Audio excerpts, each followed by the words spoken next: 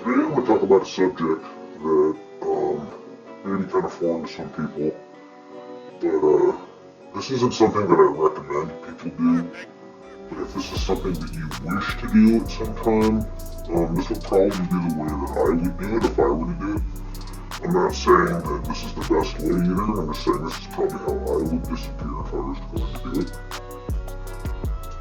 And with that, let's get on to the video.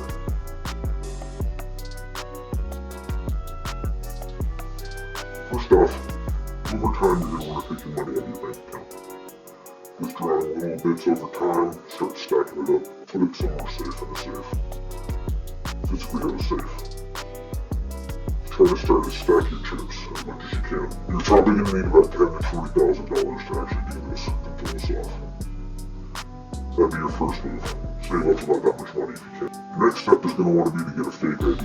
I'm not going to say how, I'm just going to say get a fake ID, then get another one, then get another one. You're going to want 3 or 4 of these bad boys. So it might take you a little time to get these, but figure out how to do that. The next step is to delete all of your social media. All your emails, delete all the emails inside your email accounts, even go into your trash folder inside the email and delete everything you can. Delete all your text messages out of your phone, delete everything. Then you're going to want to burn your driver's license, social security card, your pay stubs, everything associated with your identity. You're going to want to physically burn it. Next thing you're going to want to do is you're going to want to just leave your phone turned off at your last known address where you live at. Leave it there. You're never going to touch it again. Go to Walmart and get yourself a quick, cheap Android burner phone.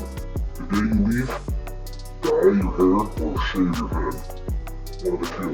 You're going to want to dye it a natural color, nothing too bright to draw too much attention. Pretty much, yeah. The night before you disappear, you're going to want to drive your vehicle into a large body of water somewhere on it. Make sure the windows are down. Now what this is going to do is going to add deniable plausibility to the case. So investigators come and find your car, if they ever do. The windows are down, so there's going to be no carcass inside the car because the fish would have eaten you. So they could just say that you died right there in the car. If they find it, months, years later, it doesn't really matter. Buy a bus or train ticket out of your first fake ID.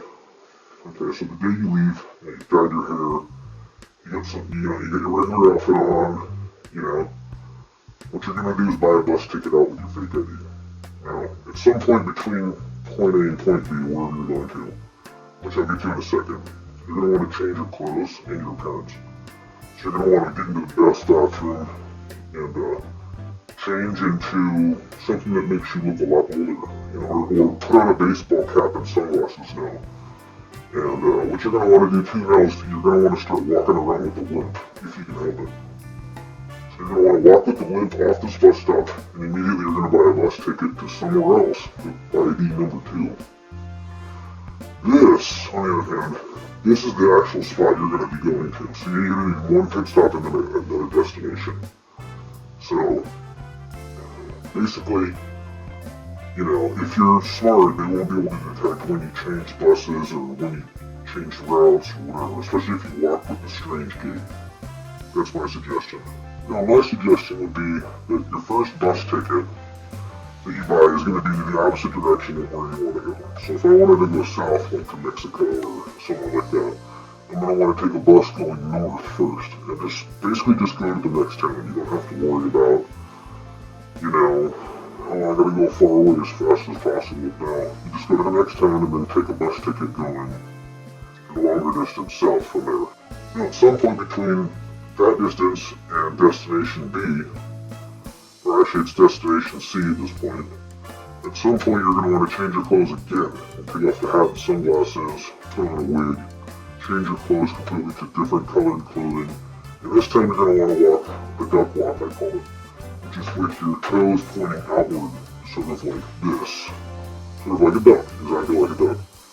You're going to do this, and you're just going to walk away from the bus station, and you're just going to keep doing the duck walk for as far as you can, until you get far enough away. Now you're going to start using ID number 3. Now you're officially free. So, if I were to disappear, this would be the way I would do it.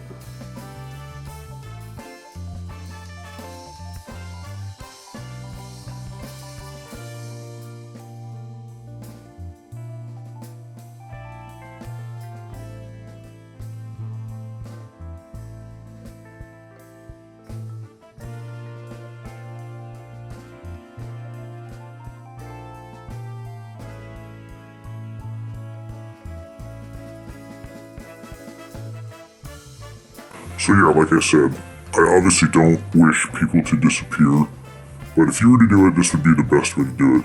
One of the ones I want to stress the most is your social media apps and everything all the data that's being collected on you. That's why you want to get rid of your phone and social media stuff before you leave. That's probably the biggest one, I would say. And I don't know if you guys have seen the movie 2000 Mules, but I just got finished watching it and I highly recommend it. There's a scene in the beginning of it that kind of talks more about this. I'll let it play right now. Is geo-tracking. So the idea is to collect the signals that are emitted from your phone. Your cell phone is delivering information to apps that are collecting that ping. So there are 4 key coordinates: the lat long, the elevation, and the time. And with that data, we can then build a pattern of life around you. So that phone's here right now. Well, where's it going to be at 5 o'clock? And where's it going to be tonight? Well, here's my cell phone. My cell phone is off. Can I be geo-tracked even with the cell phone being off? Possibly. Depending on the apps that Depending are on on the phone. apps, depending on That's what marketing companies do all day, every day. Now, this is the point. We were at the Apple store and at CVS, yeah. and on both occasions, they knew where you were evidently. Absolutely. And they were telling you about specials, so people have experience of this. There's 300,000 or so apps that gather that data, and then they sell it to brokers. So as you can see, the level of sophistication that is behind the software used, the algorithms used to predictively program or predict what kind of behavior that a person will have just based on their movements, what they buy, who they hang out with, where they go. They know a lot about you, and the government's already tracking who they want to track. And it's not necessarily a person behind a keyboard, is what I'm saying, or a computer screen. It's artificial intelligence doing all of this. So where I think this is going, I think that they're going to try to keep tabs on everybody in the future. And I think that in the next few years, they're probably going to make it illegal for you to not have your cell phone on you. And eventually they're going to figure out a way to inject people with chips to where it doesn't matter what you do, you're going to be tracked and traced and followed.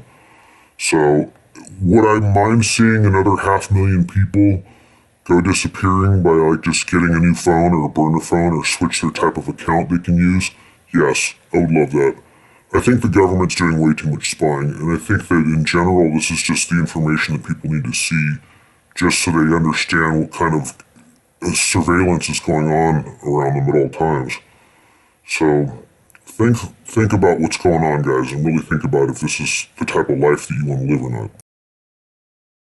So as it is right now, I'm going to run this channel like a couple different formats. I'm going to use this as strictly informational, and I'm also going to use this to make projects and to show people some cool stuff, I think, in the process. Some of my upcoming projects are going to be a spy hat that will keep you hidden and from night vision cameras. Currently working on a couple projects right now, one of them being a long-range set of night vision goggles that you will be able to download the 3D print files to that and make one yourself.